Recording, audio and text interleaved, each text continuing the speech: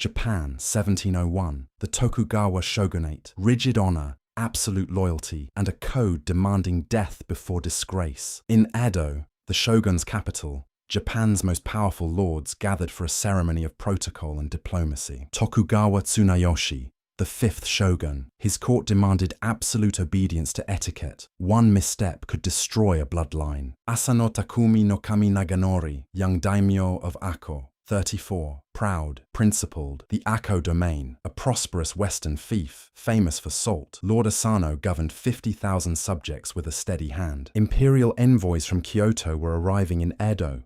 The shogun assigned 2 lords to receive them with full honors. Kuranosuke Yoshinaka, the shogun's master of ceremonies. He controlled court protocol, and he expected generous gifts for his guidance. Lord Asano was assigned to learn court rituals from Kira, but Asano failed to offer the lavish bribes Kira expected. Kira retaliated with cruelty, public mockery, wrong instructions. He called Asano a country bumpkin unfit for the capital. Day after day, humiliation mounted. For a samurai, honor was everything. Kira was destroying Asano's, piece by piece. April 14th, 1701, the Matsu no Oroka, the Grand Corridor of Pines, Lord Asano snapped. He drew his wakizashi and slashed Kira across the forehead. Blood splattered the golden screens. But Kira survived. The wound was not fatal. Guards swarmed the corridor and restrained Lord Asano before he could strike again. Drawing a weapon inside Edo Castle was the most forbidden act imaginable. No matter the provocation, the penalty was death. The shogun was enraged. He ordered Asano to commit seppuku that same day. No trial, no investigation into Kira's provocations. That evening, Lord Asano performed seppuku, ritual disembowelment. He died with composure. He was 34 years old. Asano's death poem, more than the cherry blossoms, inviting a wind to blow them away. I am wondering what to do with the remaining springtime. Asano was dead. Kira was not punished at all. The shogunate ruled only Asano was at fault. The shogun went further. Ako domain confiscated. Asano's family stripped of titles, lands and income. 300 samurai lost everything. When news reached Edo Castle,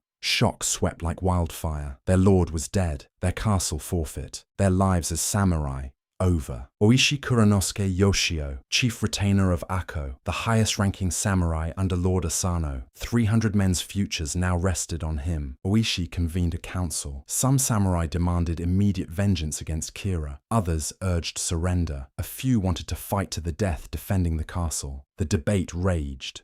Attack Kira now and die as criminals. Petition the shogun to restore the Asano name, or accept their fate and scatter like leaves. Oishi chose patience. First, petition to restore the Asano name. If that failed, revenge on Kira, but not yet. Not until the time was right. Oishi surrendered Edo Castle peacefully. A calculated move. Open defiance would have ended everything before the plan could begin. 300 samurai became Ronin, masterless warriors. In feudal Japan, the lowest status a samurai could hold. Men without purpose, without income, without honor. Most of the 300 Ronin drifted away. Some became merchants, some became monks, some simply vanished. But 47 of them kept a secret oath. 47 men. They swore a blood oath in secret. They would avenge Lord Asano. They would kill Kira Yoshinaka, no matter how long it took. He knew he was a target. He fortified his Edo mansion. He hired extra guards. He had spies watching for any sign of the Ako Ronin gathering. He launched the greatest deception in samurai history. He moved to Kyoto, drinking, gambling, pleasure houses, a public spectacle of shame. Kyoto watched Oishi's degradation with contempt. A Satsuma samurai found him drunk in the street and spat on him, calling him a faithless dog. He divorced his wife to protect her and their children from what was coming. She never knew the truth. Spies reported back. Oishi was broken, a drunkard, a disgrace. Kira believed it.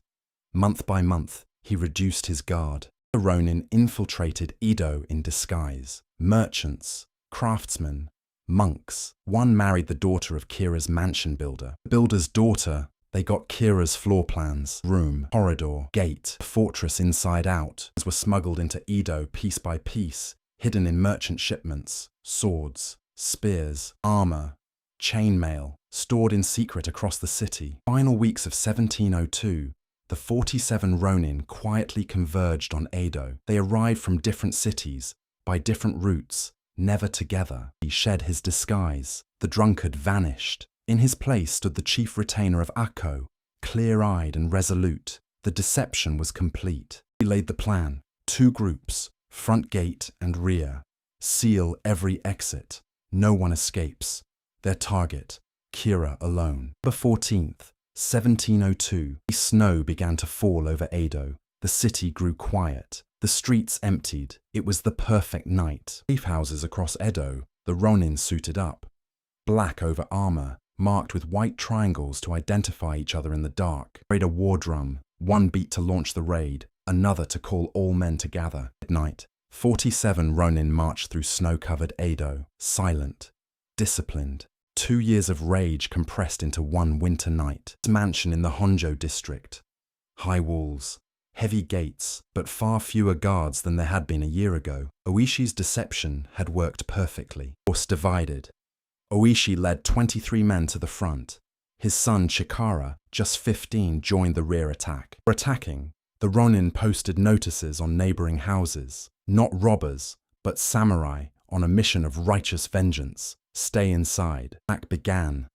Ronin scaled the walls and dropped into the courtyard. A mallet smashed the gate open from inside. The main force poured through. Guards scrambled. Swords clashed in the snowy courtyard. But the Ronin were focused and driven by 2 years of purpose. Outnumbered guards fell. By room, the Ronin fought through the mansion, cutting through doors, clearing every chamber, not just attacking, searching for Kira. Guards fought bravely, but they were overwhelmed. 16 were killed. 22 were wounded. Not a single Ronin died in the attack. They reached Kira's bedroom. The bed was warm. One Ronin noticed a small charcoal storage shed in the garden. The door was closed but not locked from outside. Someone was hiding inside. Found him. Kira Yoshinaka, hiding in the charcoal shed in his nightclothes, confirmed his identity by the scar on his forehead. The wound Asano gave him in the corridor of pines. The mark that started everything. He knelt and offered Kira the chance to die with honor. He presented the very dagger Asano used for Seppuku. Refused. He trembled and wept. The master of court etiquette, who had mocked Asano's honor, had none of his own. He struck. He beheaded Kira with the same blade that took Lord Asano's life. Drum sounded. 2 long beats. The signal to gather. Every name answered. All 47 survived. Some wounded, none severely. The Ronin marched through Edo, carrying Kira's head, wrapped in cloth. The people of Edo poured into the streets, not horror, but reverence.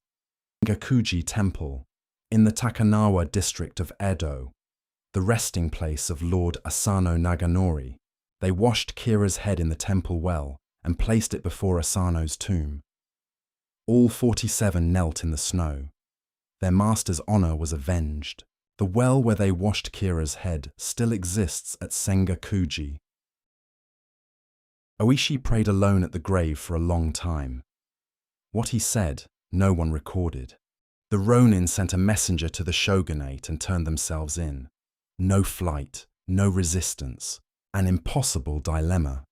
The Ronin broke the law, but fulfilled Bushido's highest ideal, loyalty unto death. The story electrified Japan. Within days, every person in Edo knew the tale. The Ronin were divided among 4 daimyo estates. Their hosts treated them not as criminals but as heroes. Japan's great thinkers split. Ogyu Sarai said the law must hold. 46 days of waiting. They knew the likely outcome. They had always known. Meditation. February 4th, 1703. The verdict. Guilty. A crafted compromise. Death satisfies the law. Honor satisfies Bushido. The Ronin prepared for death with the same discipline as life. They bathed, dressed in white, wrote final poems. Oishi's death poem. Never shall I be counted among those who fear to die. February 4th, 1703. 46 of the 47 Ronin performed seppuku. Oishi Chikara, Oishi Kuranosuke's eldest son. He was 15 when the oath was taken, barely 16 when he died, the youngest of the 47. He did not waver. One Ronin, Terasaka Kichiemon, was not among those who performed seppuku. Accounts differ. Some say Oishi sent him away before the raid to serve as a messenger. The 46 Ronin were buried at Sengakuji Temple, beside their lord Asano Naganori. The samurai from Satsuma, who had spat on Oishi in Kyoto, came to Sengakuji. He knelt at Oishi's grave and begged forgiveness. Bushido, the way of the warrior, loyalty, honor, courage. In Bushido, the supreme virtue was loyalty to one's lord. A samurai was expected to follow his master in life and in death. But the story holds a deep paradox. The Ronin upheld Bushido by avenging their lord, yet they also violated the shogun's law. What do we actually know?